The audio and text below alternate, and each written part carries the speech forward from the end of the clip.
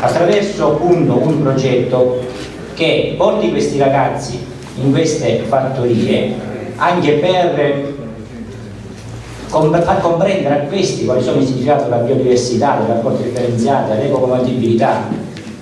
Questo era il vero motivo per cui quella commissione è andata in quella fattoria, non certamente per andare a osservare solamente i luoghi o gli animali. E sono contentissimo appunto che il proprietario ci ha fatto arrivare questa nota. Fa quello che fa ogni singolo deputato che va a vedere lo spadreccino e si prende 1.000 euro, 2.000 euro come hanno fatto altri. E quindi questo il consigliere comunale ha il diritto, perché c'è il contraddittorio ed è giusto che eserciti le proprie funzioni come e quando vuole. Questo per il regolamento, quindi non ci sia meraviglia sul fatto che la commissione ha fatto 2 volte o 3 volte, non ci prendiamo in giro, siamo costruttivi, siamo qua. Però abbiamo risposto che c'erano orari diversi, appunto. Niente di male. No, certo, la risposta è stata data. Quando gente a volte che parla, lavora a volte anche in nero in alcune pizzerie della nostra città e non paga le tasse. Quindi finiamola, non ci prendiamo in giro, diciamo le cose che ci dobbiamo dire, non ci prendiamo in giro però.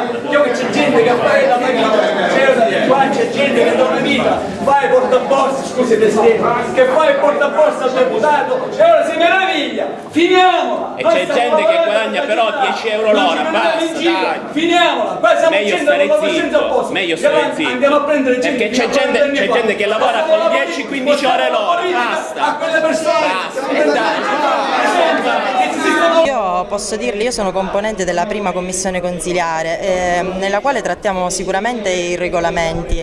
La prima cosa su cui abbiamo voluto lavorare e su questo si è fatto pungolo dell'amministrazione il presidente Andrea Quattrocchi, perché io sono solamente il vicepresidente, sicuramente è quello di portare ad esempio, ed è stato detto all'interno di questa conferenza stampa, le commissioni da 8 a 6. Questo rappresenterà sicuramente un grande cambiamento perché molti argomenti verranno accorpati e sicuramente si arriverà ad avere quello che nell'arco del tempo ci siamo auspicati, ma purtroppo da 8 mesi ci siamo insediati e siamo comunque reduci di una situazione che si è perpetrata negli anni e sicuramente di una situazione di cui non siamo assolutamente responsabili. Per quanto mi riguarda, ovviamente io parlo a titolo personale da Presidente della prima commissione consiliare.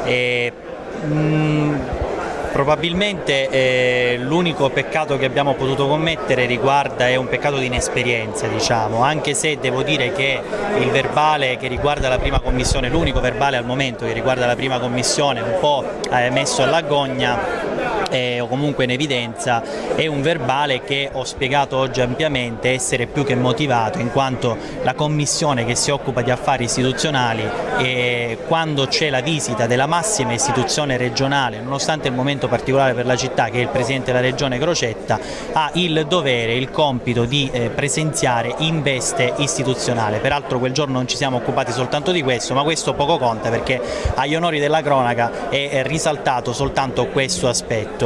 Allora, continueremo a lavorare con il grande impegno che abbiamo messo fino adesso. Infatti ritengo che è stato politicamente scorretto prendere degli stralci, cioè 2 righe di un verbale in cui poi alla fine vi sono diverse proposte, anche perché il nostro ruolo è proprio, la nostra funzione è quella di svolgere, avere un approccio di tipo conoscitivo, propositivo, nonché ispettivo.